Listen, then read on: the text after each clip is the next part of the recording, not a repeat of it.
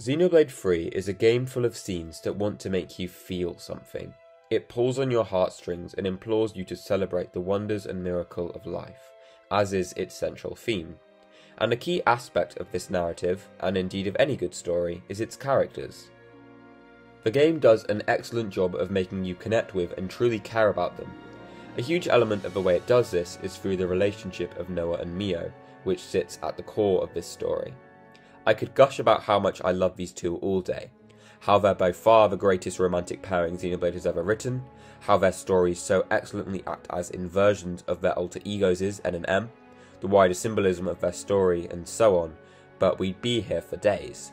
Instead, in this video, I specifically want to discuss what I view as being likely one of, if not the most important and frankly beautiful scene they have together, and one of my favourite scenes in the entire game. Hell, the entire trilogy, the Flute trade.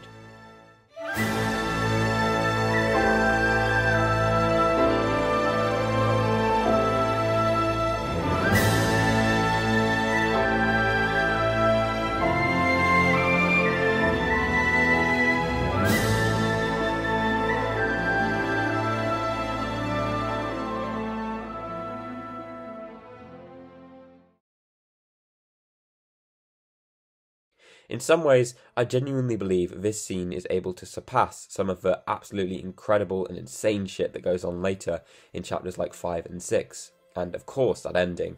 And in today's video I want to discuss why, in the first part of what may be a new series on this channel, in which I dissect some of my favourite scenes across the now complete Xenoblade trilogy, and wow does that sound weird to say. First off, the Flute trade. This scene takes place at about the midway point of the game's narrative, in Chapter 4. At this point, things have been going reasonably well for a ragtag team of genetically engineered child soldiers turned war deserters. They've been free from any real threat for a little while now, and the narrative has taken a moment to breathe since the encounter with Mobius J and the revelations that came with it a few hours ago. But there is something we as the audience have likely been allowing ourselves to forget. Beyond the very real physical, imminent threat Mobius had been posing, Mio's time is slowly but surely running out, and she's finally starting to crack under the pressure and fear that comes with that ever-dwindling time. She feels trapped, helpless, unable to escape the ticking clock that will mark her departure, the clock she wants so desperately to become endless. And she feels like nobody understands her. So, she breaks. Fine for you, isn't it?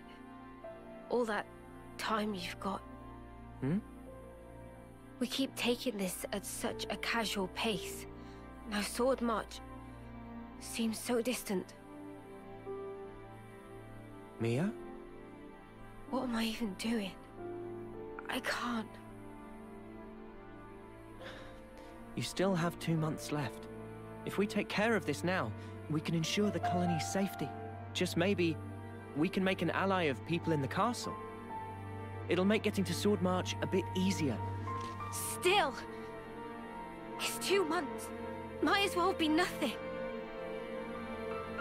But you did agree to doing this. Well, yeah, but I know I did, but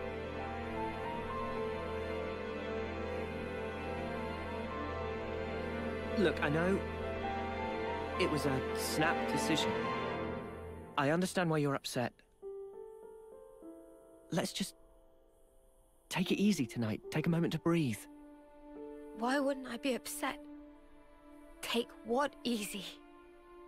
We rest today, and tomorrow, before I know it, it'll be time. And then I'll be... I mean, I get that, but we... You don't get it! Not at all!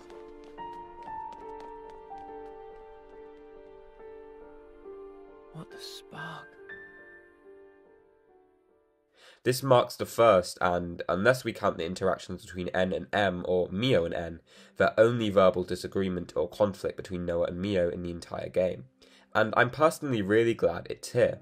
It served to make their relationship seem more realistic, as there will always be some amount of disagreement, especially under such dramatic circumstances in a good relationship.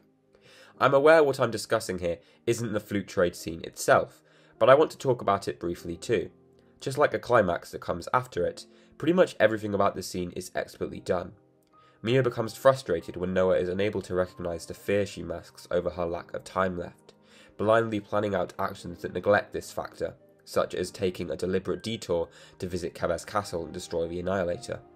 We can perhaps accuse Mio of selfishness at this point.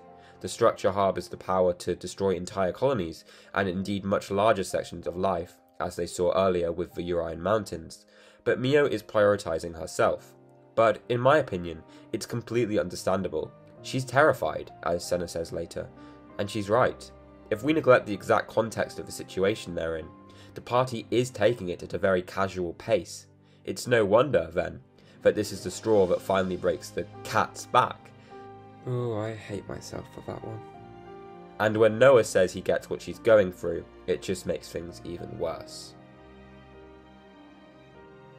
The next morning, though, things are notably different. Gone is the ominous darkness of the night sky, and in comes the hopeful bright rays of the morning's light and mist. This is where the flute trade itself occurs. It starts with Mio herself apologising. Noah, realising the error in his actions, takes initiative and responsibility, finally admitting he can't truly know what she's going through, and didn't, but should have realised her struggle, and that's all that Mio needed to hear. Sorry about last night. I was just feeling the pressure. I should be sorry. I didn't realize.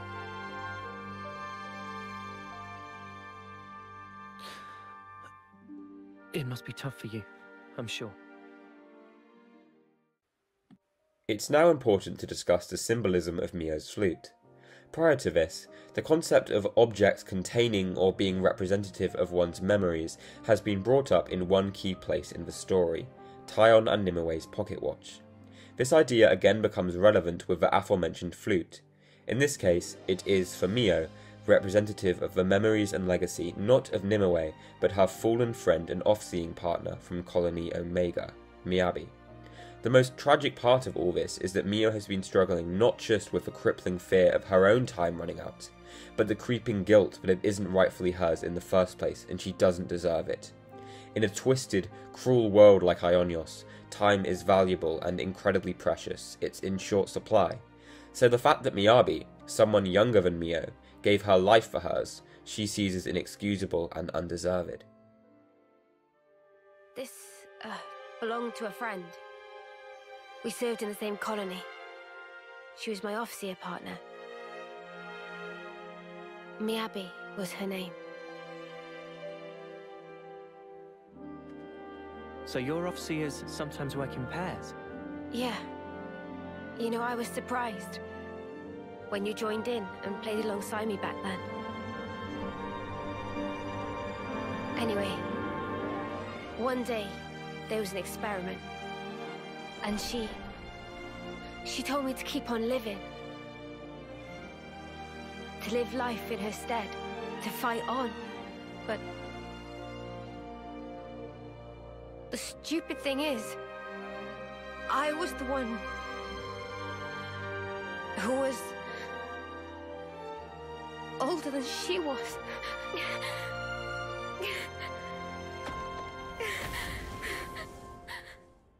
Now, aware and becoming accepting of the fact she doesn't have a great deal of time left herself, Mio wants to additionally implant her own memories and legacy within the flute, and pass it on to Noah, so it can continue to be used and honour the memory of both her and Miyabi following her homecoming. Noah agrees, and gives his own flute too in return. It is evident just how much this interaction means to Mio on an emotional level, from her facial expression and body language in this scene. She smiles in relief and clutches Noah's flute tightly, as if in thanks that she has finally found someone who is willing to be there for her.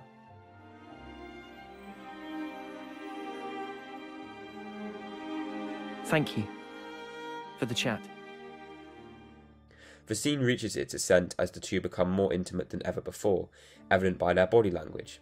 They come closer and closer together, almost as if they're flirting, as if they are, as Mio remarks, starting to get on the same wavelength. And I couldn't be happier for them. Surprised? Even after interlinking, there's still things I don't know about you. Well, of course. How can you when there are things I don't understand myself? You're not going to pick up on everything. Gotta put it into words first. Yeah, but it doesn't always work, even then. Like last night.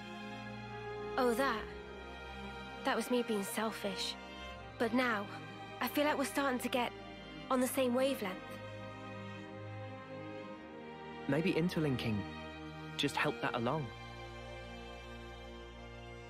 To bring us a little closer together. Maybe, yeah. That might just be it.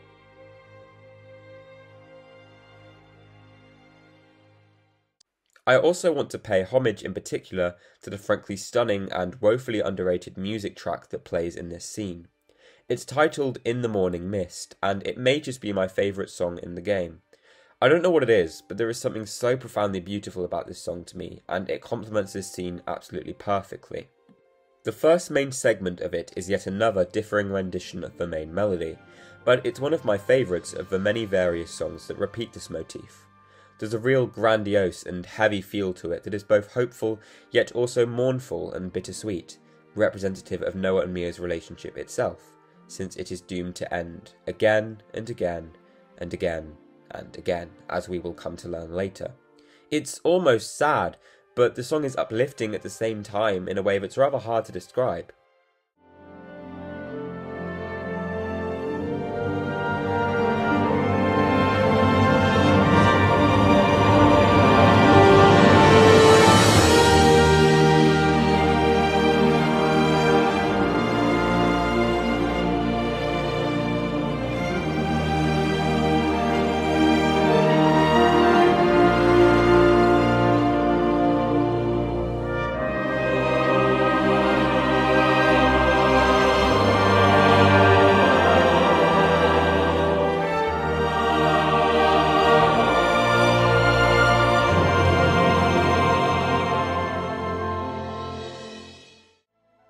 My favourite section of the song, though, comes later near its end, lining up with when they properly trade flutes. It's just an incredibly simple and short repeating sequence of a few notes, but something about it is absolutely beautiful to me, and the rising tone of it perfectly complements the increasing comfortableness of Noah and Mia with one another as they begin to become closer together, both physically in terms of their body language and emotionally in this scene.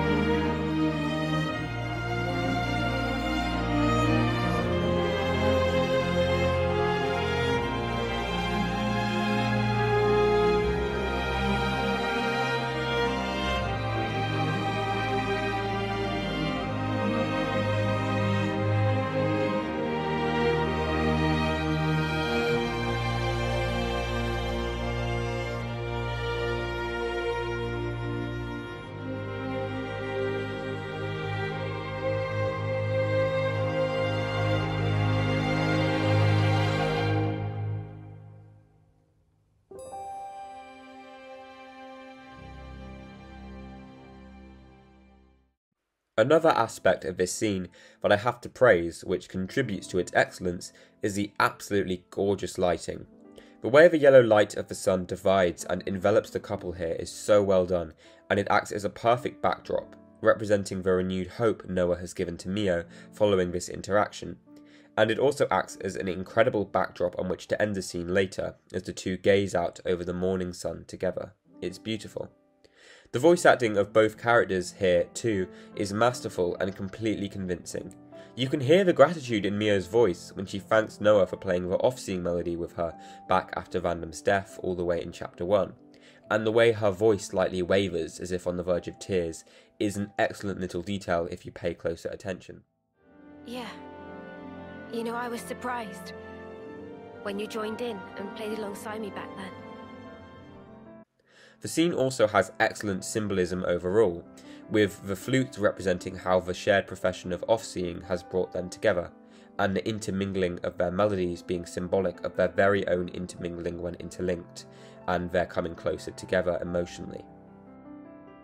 In conclusion, I hope this video has shown why, exactly, Noah and Mio's flute trade is one of my favourite scenes from Xenoblade Chronicles 3. It is an example of one that does pretty much everything right for me. Writing, dialogue, perfect. Music, perfect. Animation and cinematography, perfect. Voice acting, perfect, and I could go on. It's just phenomenal in pretty much every way I can think of, and it was the scene that really sold me on Noah and Mio's romance, and made me realise how far superior it was to both Shulk and Fiora's and Rex and Pyra's. They are an excellent pair and are so well written, and this scene exemplifies this most prominently. Thank you very much for watching, everyone. I'm sorry it's been so long since my last video, and I'll see you all in the next one, whenever that may be.